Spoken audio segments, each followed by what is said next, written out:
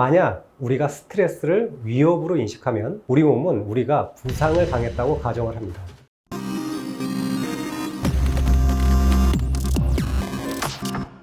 스트레스를 대하는 태도였습니다. 사실은 스트레스의 횟수나 강도가 아니라 그 사람의 스트레스에 대한 태도가 사망 위험을 가장 잘 예측한 것이죠. 우리는 태도가 때로는 우리의 건강 상태에 지대한 영향을 끼친다는 사실을 이해하셔야 합니다. 예를 들어서 볼티모어의 노화 연구에서는요, 성인 남녀를 38년이나 추적을 했는데요, 놀랍게도 노화를 긍정적으로 받아들인 사람들은 심장마비의 위험이 80%나 더 낮았다는 사실을 발견합니다. 이것은 우리가 무엇을 받아들이는 태도만으로 건강 상태를 개선할 수 있음을 뜻합니다. 스트레스의 태도에 따라 우리 몸은 왜 다르게 반응하는 것일까요? 저자는 설명합니다. 만약 우리가 스트레스를 위협으로 인식하면 우리 몸은 우리가 부상을 당했다고 가정을 합니다. 부상을 당했다 함은 출혈이 있을 수 있다는 뜻이고, 이런 손실을 막기 위해 혈관을 수축시킵니다. 또한 부상에서 회복하기 위해 염증을 증가시키고 면역세포를 활성화시킵니다. 이런 위험 메커니즘은 단기적으로는 우리 몸을 보호하지만 장기적으로는 염증과 혈압의 증가로 노화와 질병을 가속시키는 것입니다.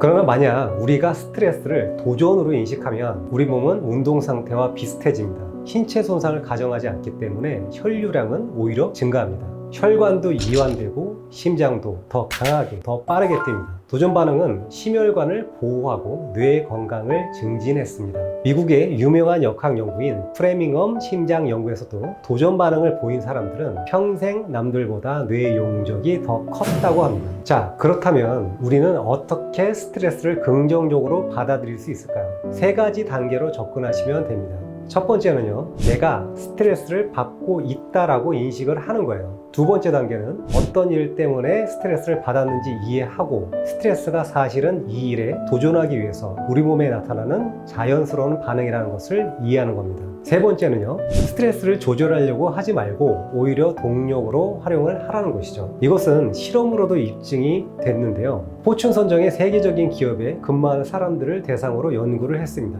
그랬더니 이 세 가지 단계를 활용한 집단에서는 불안감이나 우울증이 감소하고 몸이 더 건강해졌다라는 겁니다. 이들은 스트레스가 줄었다고 표현하지 않았습니다.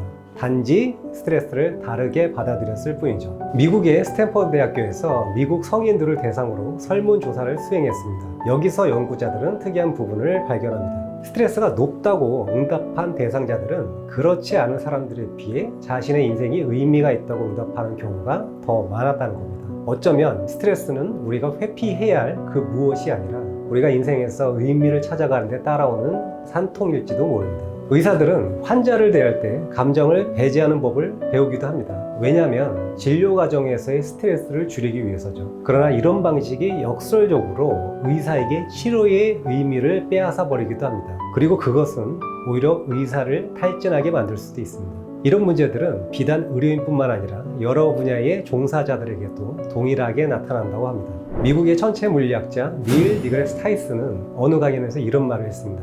인생에서 이룰 만한 가치가 있는 일 중에 어렵지 않은 건 거의 없다고요. 제 인생을 되돌아보면 저는 대학을 3번이나 갔고 직업을 3번이나 바꿨습니다. 공무원에서 한의사, 의사로요. 엄청난 불확실의 연속이었고 스트레스의 연속이었습니다. 그러나 그 과정을 도전으로 받아들였고 한 단계씩 성장해 왔던 것 같습니다. 여러분, 오늘 하루 어떠셨나요? 혹시 스트레스의 연속이셨나요? 그래도 괜찮습니다. 어쩌면 좀 더 나은 내일을 위한 성장통일 수도 있으니까요.